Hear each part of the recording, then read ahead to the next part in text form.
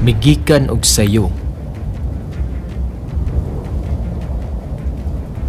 Pero wala na makauli.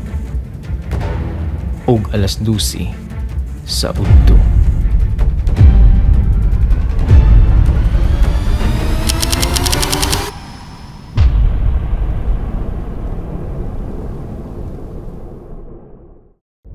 Every time makadungog ta sa word nga barangay Tulan, kabalo na gyud ta nga lisod jud ang dalan.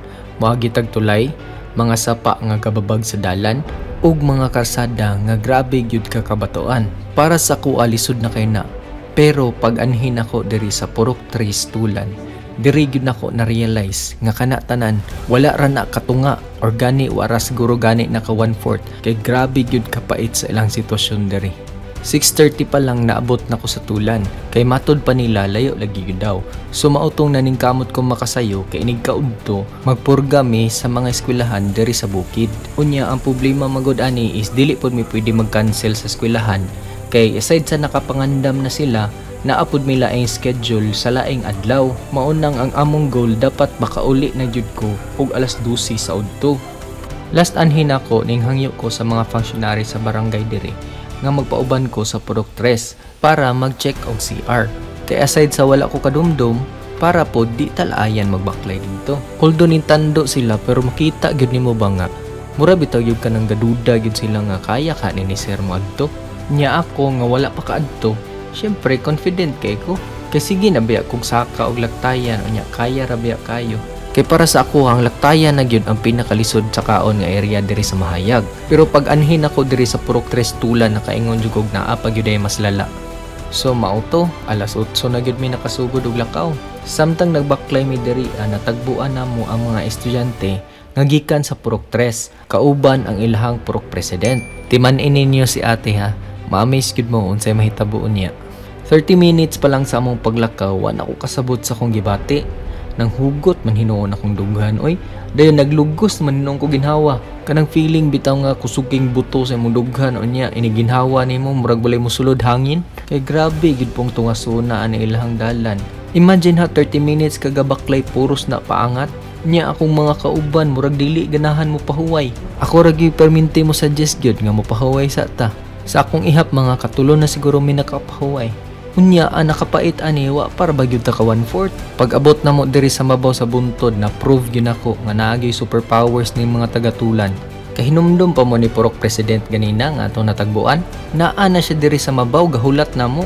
Kadyot ra man unta kay mi nag-check og CR mga wala pa siguro toy 5 minutes pero nakauna na siya namo. Gi-offeran may nilag coconut wine. Kung sa Bisaya pa tuba, tambal daw kuno sa uhaw. Pero wala jud ko naibog ana. Kaya ang akong giproblemahan karon kay ang akong tubig.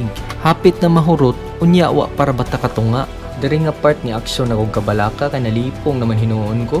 Kay kanilaging gatipid-tipid sa tubig, dili ko mo inom. Kay sa inyong nakita, wala gyud tay balay nga maagian. Sus mura na gyud ko galutaw diri sa kalipong. May gani kay lab pa gyud gihapon tang Lord gipaabot pa ta sa balay ni Konsyal. May gani kay gihatagan mi niyag butong maka-refill ra gyud ta sa ato ang tubig. Nya samtang nag-inom-inom mig butong diri na curious kay ko og unsa ni. Mauda ni ang ilahang manumano nga galingan mo na ilang ginagamit para pagaling sa mais. Syempre dili gyud pwede nga di nato nasulayan. So nagsulay-sulay ko diri. Gihaway nako unya gamay pa kay kog nagaling. Paita na lang man gyud og daghan mong mangaon. Daghan jud kagalingon haway kayo. So mauto mga 9:20 ni padayon nami. Matud pa sa kong mga kauban hapit na daw. Sus Ginoo ko ang among atuan naa pa man didto tumoy sa buntod. Unya ang problema gatagsa ra ba silag buntod?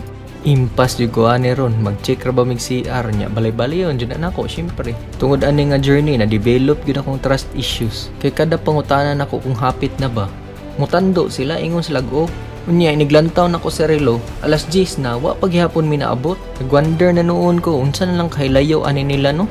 Samtang napahuway ko naghunaw na ako sa nahitabo galina. Nabaguhan lang ko ba kay sukad-sukad wa pa man ko naka-experience ng adto nga maglugos og ginhawa. Nya sige biya kog saka sa laktayan. Nya angaton biya pudto didto. Ug sa dihang nakahinumdum ko ni agi man day tuod ko ka high blood. Last BP nako is 130/90. Basin baging taas na pud akong BP maong nagsakit akong dughan.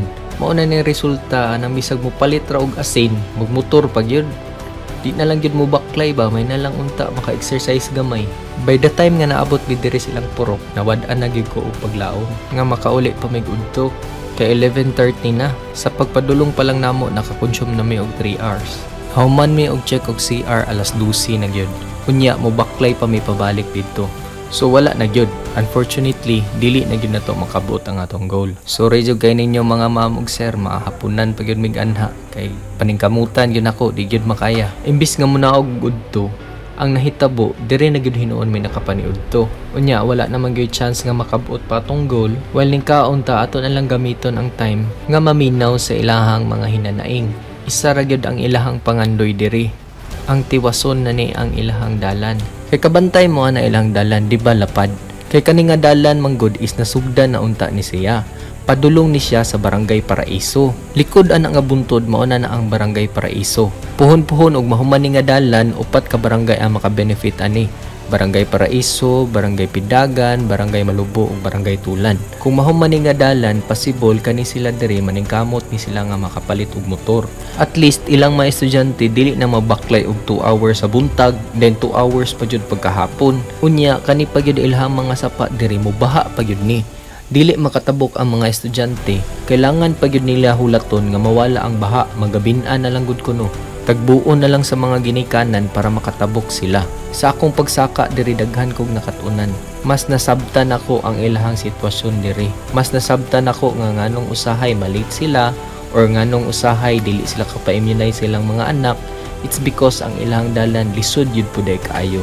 At least karon kay kabalo namin mi silang sitwasyon, dili na lisod ang pag-adjust o pagsabot kung naa man gani mga misunderstanding in the future.